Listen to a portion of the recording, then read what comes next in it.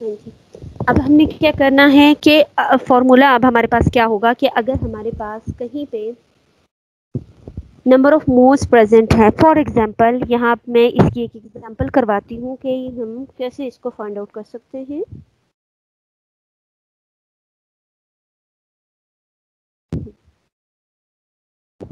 For example मैं कह रही हूँ कि मेरे पास क्या है, हाइड्रोजन है, ठीक है, या मेरे पास कार्बन है, कितना कार्बन है, 1 मोल ऑफ कार्बन है, ठीक है। अब मैं चाहती हूँ इस 1 मोल ऑफ कार्बन के मैं इसमें मालूम करूँ नंबर ऑफ पार्टिकल्स को, ठीक।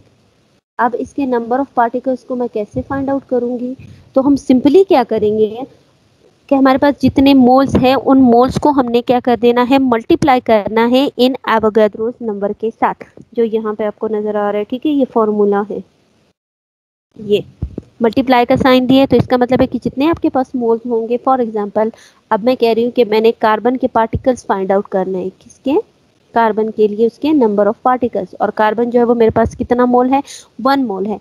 तो सिंपली मैं क्या कर दूंगी, 1 मल्टीप्लाई 6.02 इंटू 10 पावर 23, जब मैं इसको 1 मोल के साथ मल्टीप्लाई करूंगी तो एग्जैक्ट मेरे पास वैल्यू जो है वो क्या आ जाएगी, वो क्योंकि 1 के साथ मल्टीप्लाई करने से यही वैल्यू आ जाएगी, 6.02 इंटू 10 पावर 23। तो 1 मोल ऑफ कार्बन में कितने पार्टिकल्स प्रेजेंट है, 6.02 इंटू 10 पावर 23 पार्टिकल्स जो है वो प्रेजेंट है 1 मोल ऑफ कार्बन में। क्लियर, ये पॉइंट समझ आया कमरान? यस में समझ आ गया। ठीक है। अब सेकंड हम ये कह रहे हैं कि हमारे पास नंबर ऑफ पार्टिकल्स प्रेजेंट है, हम चाहते हैं कि इन नंबर ऑफ पार्टिकल्स में हमने फाइंड आउट करना है कि ये पार्टिकल्स तो हैं, ये पार्टिकल्स कितने मोल के इक्वल हैं। इसका अब मैं आपको इस तरह बताती हूँ, फॉर एग्जाम्पल वो कह रहे हैं कि मेरे पास जो है नंबर ऑफ पार्टिकल्स हैं, हेलो, आवाज आ रही है मेरी? यस मिस आवाज आ रही है। ठीक है। अच्छा, अब हमने क्या करना है कि अगर कहीं पे मुझे नंबर ऑफ पार्टिकल्स दिया हुआ है तो मैं चाह रही हूँ कि मैं उनके नंबर ऑफ पार्टिकल्स को चेंज कर देती हूँ। मुझे चाहिए कि अगर इतने पार्टिकल्स प्रेजेंट हैं तो ये पार्टिकल्स कितने मोल के इक्वल हैं। फॉर एग्जांपल इसके लिए भी ये कार्बन ही ले लेती हूँ। फॉर एग्जांपल मेरे पास कार्बन के जो है वो प्रेजेंट है कितने पार्टिकल्स, 2.5 इंटू 10 पावर 6 पार्टिकल्स, ठीक है। मेरे पास एक कार्बन आइटम है, उसके इतने पार्टिकल्स है। अब मैं चाह रही हूँ कि मैं इसको ये लेकर इसमें से मैं मोल्स फाइंड आउट करूँ कि अगर कार्बन के इतने पार्टिकल्स है तो वो कितने मोल के इक्वल है। तो हम सिंपली ये, जैसे आपको यहाँ पे फॉर्मूला नजर आ रहा है, तो जितने एवोगाड्रो नंबर होंगे उसके साथ हमने क्या करना है, इसको डिवाइड कर देना है। बात आई समझ? अब ये मैं यहाँ पे आपको एग्जाम्पल इसकी करवा देती हूँ।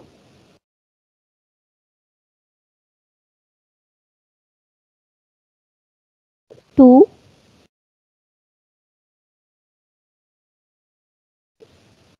5 2.5 मल्टीप्लाई 10 पावर 6, इसको मैंने क्या करना है, डिवाइड कर देना है 6.02 इंटू 10 पावर 23 के साथ, ठीक है। जब मैं इसको डिवाइड करूंगी अब देखना है कि मेरे पास इसकी वैल्यू कितनी आ सकती है। ये तो दोनों मेरे पास पावर्स हैं तो इनको मैं एक कंसीडर कर लेती हूँ, इनको अब बाद में मैं डिवाइड करके इसका कैलकुलेटर से अब आंसर हम निकालते हैं। तो ये मेरे पास एक 10 है, 6 पहले से ही है, 23 नीचे है, ऊपर जाके क्या हो जाएगा, -23 बन जाएगा। तो ये मेरे पास 10 की 23 में से जब 6 माइनस करेंगे तो कितने रह जाएंगे, ये जरा मुझे बताओ आप। 23 में 6 माइनस करेंगे। हाँ जी, 17। 17, ठीक है, 17। तो यहाँ पे पावर मेरे पास कौन सी 17 हो जाएगी, +17 या -17, -17 हो जाएगी ना, ठीक है। यस मिस ये हो माइनस जाएगा 17 क्योंकि -17। माइनस बड़ा है अब इसीलिए। जी, तो अब ये वाली 10 की तो वैल्यू मेरे पास आ गई है 10 माइनस 17। अब मैंने क्या करना है, 2.5 और 6.02 को डिवाइड करना है और फिर देखना है कि हमारे पास ये कितने मोल्स के इक्वल आता है। ये है 2.5 डिवाइडेड बाय 6.02 इक्वल है ये किस चीज़ के, 0.41। ठीक है, इसको हम लोग क्या करते हैं, शुरू वाली वैल्यूज ही कंसीडर कर लेते हैं, क्योंकि बहुत ज़्यादा लंबी वैल्यू है तो इसमें से हम 5 तक ले लेते हैं इसको। तो ये मेरे पास इक्वल हो जाएगा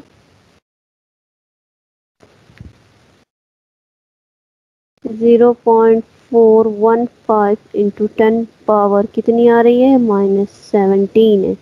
अब ये -17 किस चीज़ के इक्वल होगा, -17 का क्या मतलब है कि ये जो मेरे पास एग्जैक्ट जो वैल्यू आई है, इसमें से अगर मैं इसको फॉर एग्जांपल इसके साथ डिवाइड भी कर दूं, ठीक है, ये ऊपर मल्टीप्लाई हो रही है, नीचे आके मैं इसको कुछ इस तरह लिख देती हूँ, 1.5 इंटू 10 पावर 17।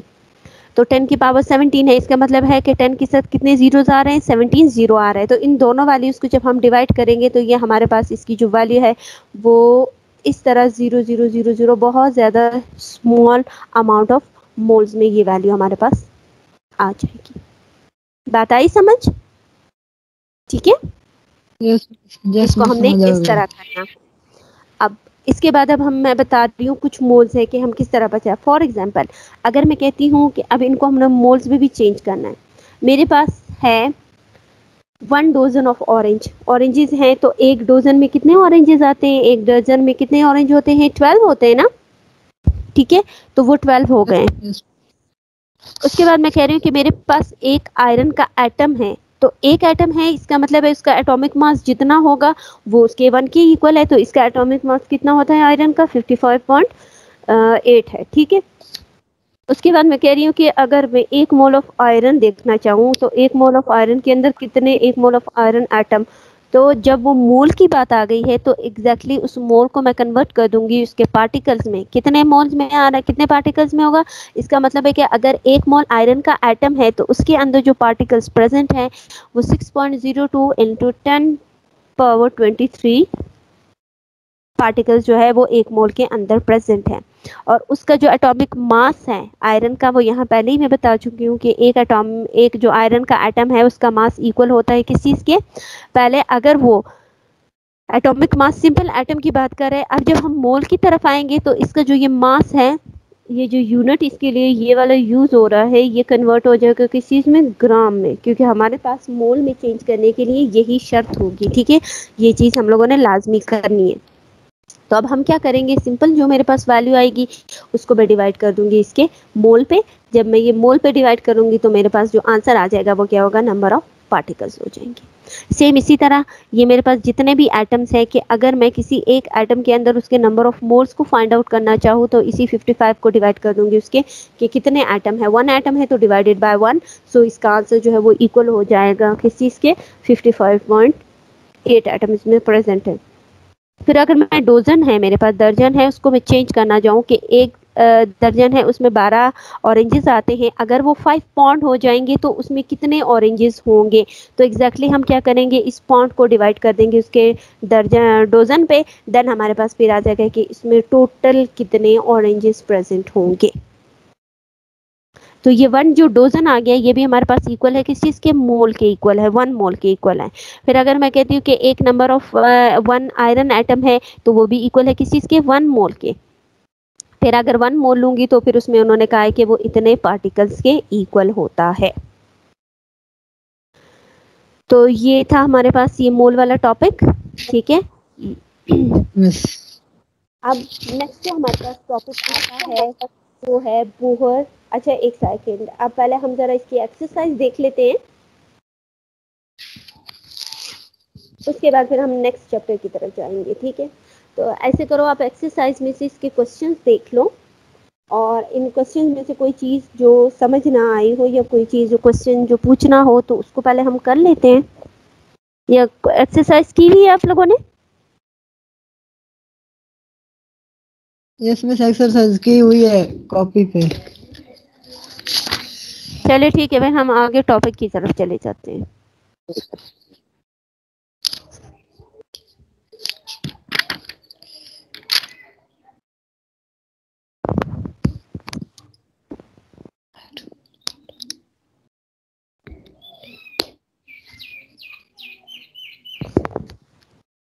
चलिए अब नेक्स्ट जो टॉप चैप्टर है वो हमारे पास क्या है, स्ट्रक्चर ऑफ एटम, यानी एटम जो है उसका स्ट्रक्चर कैसा है, या किसी भी एक एटम के अंदर कौन कौन से पार्टिकल्स प्रेजेंट होते हैं। तो एटम का जो स्ट्रक्चर है इसको मालूम करना या इसको फाइंड आउट करने के लिए जो है सबसे पहले हमारे पास एक साइंटिस्ट था रदरफोर्ड, उसने एक एटॉमिक स्ट्रक्चर बनाया था, ठीक है। फिर उसके एटॉमिक स्ट्रक्चर में कुछ जो है वो डिफेक्ट्स थे या उसमें कुछ वो थे फैक्ट्स थे जिसको उन्होंने एग्जैक्टली एक्सप्लेन नहीं किया था। उसके बाद फिर सेकंड जो थ्योरी आती है, ये सेकंड जो मॉडल है वो हमारे पास है बोहर का एटॉमिक मॉडल। अब हम लोगों ने आपके क्योंकि सिलेबस में जो है वो बोहर का एटॉमिक मॉडल है, बोहर एटॉमिक मॉडल इंक्लूड है, तो हम उसी की तरफ आते हैं। बोहर एटॉमिक मॉडल, अब देखते हैं कि बोहर एटॉमिक मॉडल है क्या और वो हमें किस चीज़ के बारे में बताता है। ये भी इसकी भी मैं आपके साथ स्क्रीन शेयर कर रही हूँ, तो उसी को देखते हैं हम लोग।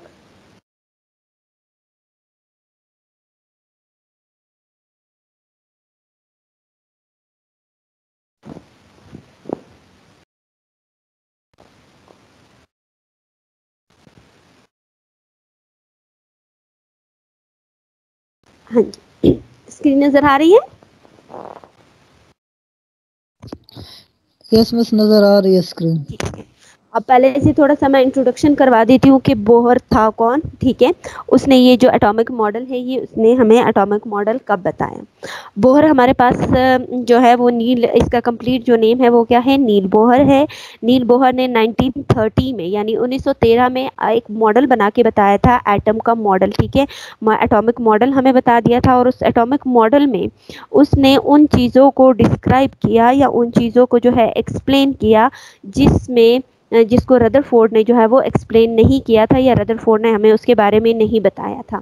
तो ये अभी आपको स्क्रीन पे नज़र आ रहा होगा कि ये क्या है, एटॉमिक मॉडल है रदरफोर्ड का।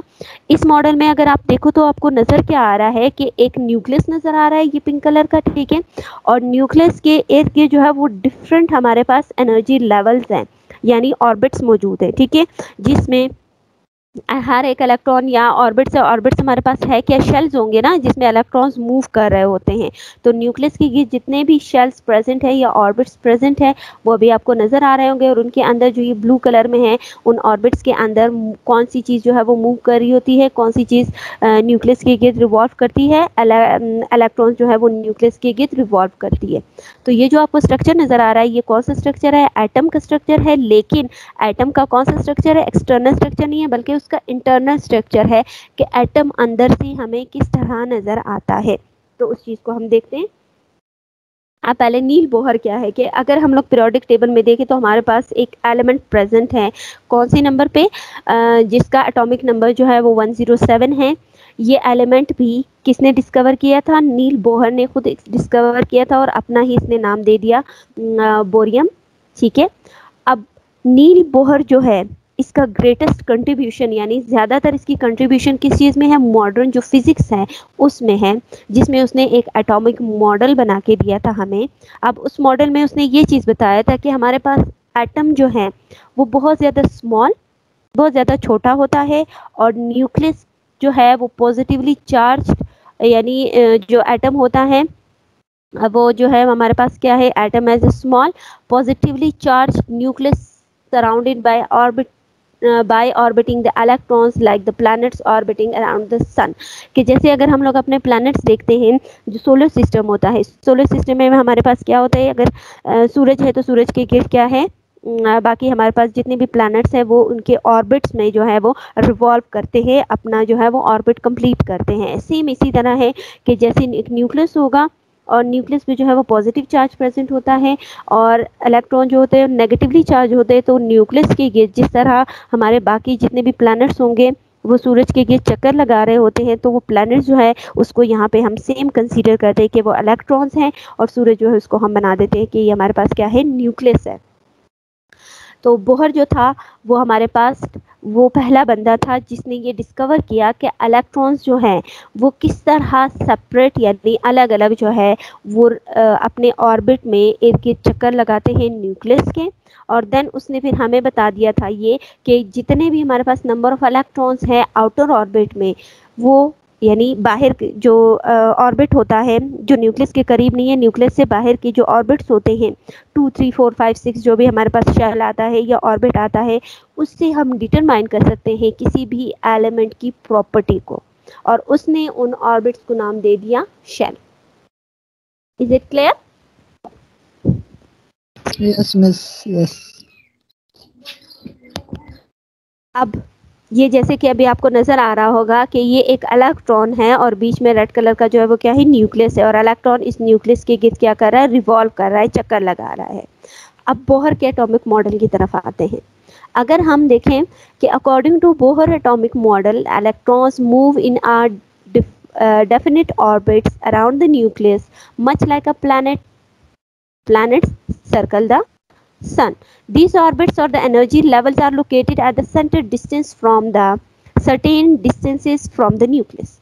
मतलब ये कि अगर हम ये मॉडल अभी आपको नजर आ रहा होगा और इधर अगर आप देखो कि ये न्यूक्लियस है और न्यूक्लियस से कुछ फासले पर ऑर्बिट्स प्रेजेंट होते हैं, और ये बिल्कुल सेम ऐसा है जैसे हमारा सोलर सिस्टम है कि बीच में अगर ये सूरज है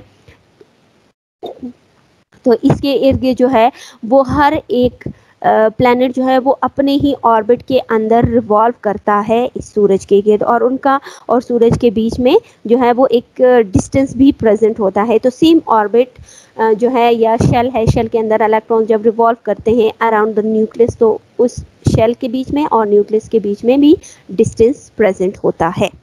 ठीक, सेकेंड अभी यहाँ पे देख लो, दूसरा वो ये कह रहा है कि अगर अभी का हम लोग देखते हैं कि जो हमारे पास वेव मैकेनिक्स होती है, यानी जब ये रिवॉल्व करते हैं, देखिए न्यूक्लियस जो है उसमें से वेव्स भी प्रोड्यूस हो रही है, वेव्स निकल रही है, क्योंकि न्यूक्लियस के पास भी तो फोर्स ऑफ अट्रैक्शन मौजूद होती है ना, तो सारे इलेक्ट्रॉन्स जो है वो उसी फोर्स की होने की वजह से, न्यूक्लियस की फोर्स होने की वजह से ही वो इसके इर्द गिर्द जो है वो रिवॉल्व करता है, वो इसके अंदर जो है वो आके फॉल नहीं हो सकते, इसमें नहीं गिर सकते। ठीक है, एक डिस्टेंस की वजह से या एक फोर्स ऑफ अट्रैक्शन की वजह से।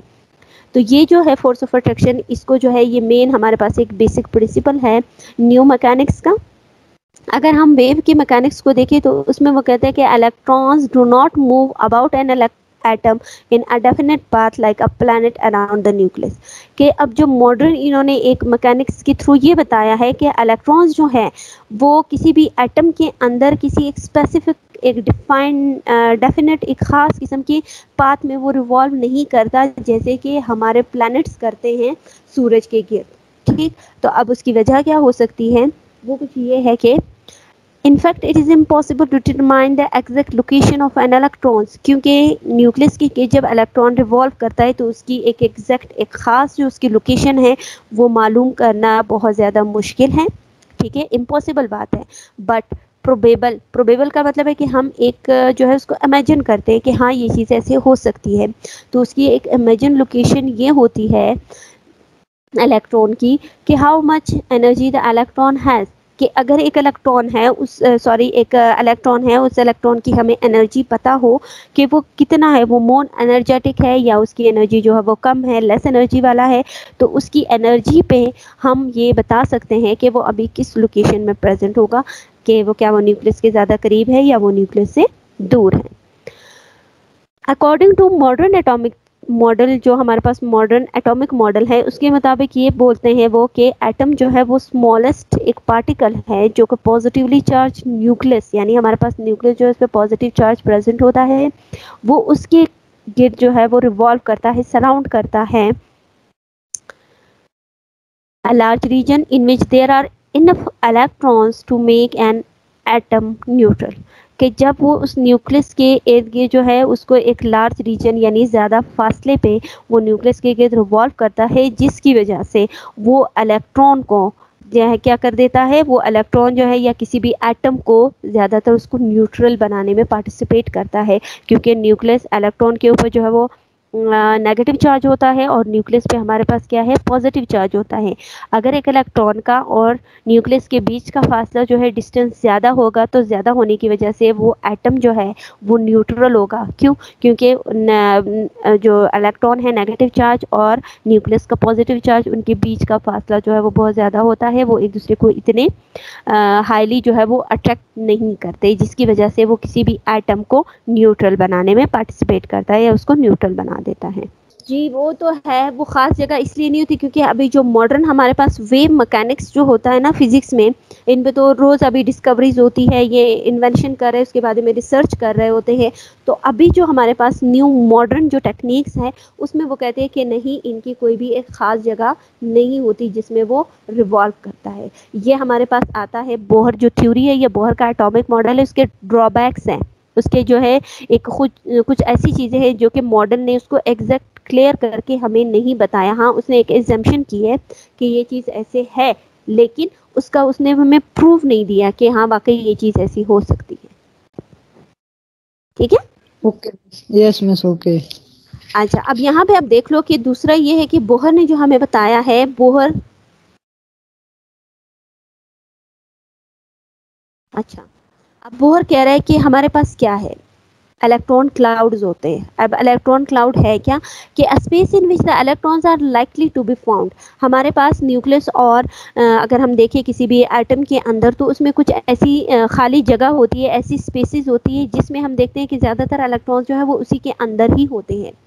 The electrons real about the nucleus billions of times in a 1 second। कि एक इलेक्ट्रॉन जब न्यूक्लियस की गिर्द चक्कर लगाता है तो उसको जो है 1 सेकेंड में वो बिलियंस टाइम जो है वो रिवॉल्व करता है। तो वो बिलियंस टाइम ऑफ रिवॉल्व करने के लिए वो क्या होता है, they are not moving around in a random pattern. ये किसी रैंडम यानी एक ख़ास तरतीब के साथ वो मूव करते हैं। तो जब वो एक रेगुलर पैटर्न एक ख़ास तरतीब के साथ मूव करते हैं, तो ये डिपेंड करता है किस चीज़ पे, एनर्जी पे, कि उस इलेक्ट्रॉन के अंदर कितनी एनर्जी मौजूद है। तो उस इलेक्ट्रॉन की एनर्जी मौजूद होने की वजह से अब उसने क्या कर दिया, बोहर ने डिफरेंट एनर्जी लेवल्स में इलेक्ट्रॉन्स को डिफाइन किया कि कौन सा इलेक्ट्रॉन जो है वो पहले किस एनर्जी लेवल में आएगा, उसके बाद वो फिर किस तरह जंप करके नेक्स्ट एनर्जी लेवल में जाता है, फिर जंप करके थर्ड जो एनर्जी होती है उस लेवल में वो किस तरह जाता है। तो जितनी उसके इलेक्ट्रॉन्स की एनर्जी ज़्यादा होगी, उतना ही वो हाई लेवल तक जाएगा। कह रहे हैं कि ये जो इलेक्ट्रॉन क्लाउड्स हैं, ये ज़्यादातर डिपेंड किस पे करते हैं, जो इलेक्ट्रॉन्स की एनर्जी होती है ये उस पर डिपेंड करती है। It depending on their energies they are locked into a certain area in the cloud. के जो एनर्जी लेवल होता है या इलेक्ट्रॉन्स की जितनी ज़्यादा एनर्जी होती है, कि जितनी स्पेस तक या जितनी रीजन तक उसकी, जितने एरिया तक उसकी एनर्जी होती है उन इलेक्ट्रॉन्स की, तो वो अपने आसपास एक क्लाउड क्रिएट कर लेता है। यानी उसकी फोर्स ऑफ अट्रैक्शन जो है वो अपने आसपास थोड़ी सी फोर्स ऑफ अट्रैक्शन क्रिएट कर लेता है, उसमें फोर्स ऑफ अट्रैक्शन आ जाती है। फिर ऐसे इलेक्ट्रॉन्स जिनकी एनर्जी जो होती है वो बहुत ज़्यादा लो होती है, वो हमेशा मौजूद होगा कहाँ पर, एनर्जी लेवल, उस एनर्जी लेवल में होता है जो कि न्यूक्लियस के करीब होता है। ठीक है, वो इलेक्ट्रॉन्स जिनकी एनर्जी बहुत ज़्यादा कम होगी वो करीब होंगे न्यूक्लियस के। ठीक है, क्योंकि न्यूक्लियस की जो है वो फोर्स ऑफ अट्रैक्शन उस पर ज़्यादा होगी, तो न्यूक्लियस क्या करेगा, उस इलेक्ट्रॉन को अपनी तरफ खींचेगा, अपने साथ अट्रैक्ट करके रखेगा। फिर ऐसे इलेक्ट्रॉन्स जिनकी हाईएस्ट एनर्जी होती है, यानी एनर्जी उसकी ज़्यादा होगी, वो हमेशा हमें आउटर शेल में नज़र आएंगे, उन शेल्स में जो कि न्यूक्लियस से ज़्यादा दूर होंगे, क्योंकि उनके इलेक्ट्रॉन्स की जो एनर्जी होती है वो ज़्यादा होने की वजह से वो इलेक्ट्रॉन ये कोशिश करेगा कि वो अपने एक शेल को छोड़ के दूसरे शेल में जंप करें, फिर वो उस शेल को छोड़े नेक्स्ट शेल में जंप करे। तो इस तरह वो क्या करे, एक शेल से दूसरे शेल में अपने आप को चेंज करता जाए। तो उसके इलेक्ट्रॉन के बीच में और उस न्यूक्लियस के बीच का डिस्टेंस जो है वो ज़्यादा हो जाएगा। वो हाईएस्ट एनर्जी वाला इलेक्ट्रॉन जो है वो हमें न्यूक्लियस के करीब नज़र नहीं आएगा, बल्कि वो न्यूक्लियस से दूर होगा, उस पर फोर्स ऑफ न्यूक्लियस जो है वो इतना ज़्यादा असर नहीं कर पाती। इस पे ये भी हमें, इलेक्ट्रॉन बाहर निकल नहीं सकता। इलेक्ट्रॉन जो है वो सिर्फ एनर्जी लेवल्स में जो है वो अपने आप को एक एनर्जी लेवल से दूसरे एनर्जी लेवल में ये जाएगा। इलेक्ट्रॉन उसमें से निकल नहीं सकता जब तक उसके कोई दूसरा एटम आके उसके साथ रिएक्शन नहीं करेगा, ये वहां से नहीं निकलेगा, ये उसी के अंदर ही घूमेगा। सही, ओके। अब बोहर का एटॉमिक मॉडल है, उसने हमें कुछ चीजें नहीं बताई हैं। एक सेकेंड, इसमें मैं आपको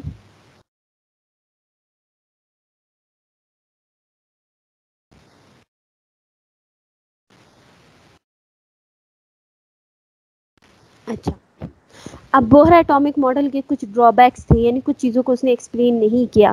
उसने किस चीज़ को एक्सप्लेन नहीं किया, उसने हमें ये नहीं एक्सप्लेन किया और शो भी नहीं किया किस तरह की शेप हो सकती है, किसके इलेक्ट्रॉन्स की, या इलेक्ट्रॉन जो है वो एग्जैक्ट किस पाथ में, किस रास्ते में वो ट्रैवल करता है, वो क्लॉकवाइज डायरेक्शन में होता है या वो एंटी क्लॉकवाइज डायरेक्शन में होता है, इस चीज़ को उसने एग्जैक्टली एक्सप्लेन नहीं किया।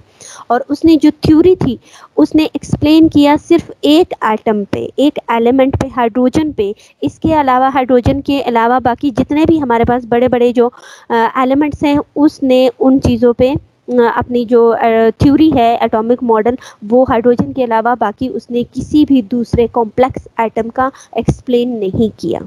ठीक है, उसने सिर्फ एक हाइड्रोजन जो कि हमारे पास बहुत ज़्यादा इजीली जो है वो उसको हम कर सकते हैं, क्योंकि उसके अंदर एक ही इलेक्ट्रॉन प्रेजेंट होता है, तो एक इलेक्ट्रॉन होने की वजह से वो सिर्फ उसने एटॉमिक मॉडल जो है वो हाइड्रोजन के लिए हमें बताया। बाकी इसके अलावा और जो कम्प्लेक्स मॉलिक्यूल्स या कम्प्लेक्स एटम्स प्रेजेंट होते हैं उन पे उसने बोहर जो अपना एटॉमिक मॉडल है उसको एक्सप्लेन नहीं किया। तो ये इसका एक ड्रॉबैक था कि इसने इस चीज़ को एक्सप्लेन नहीं किया।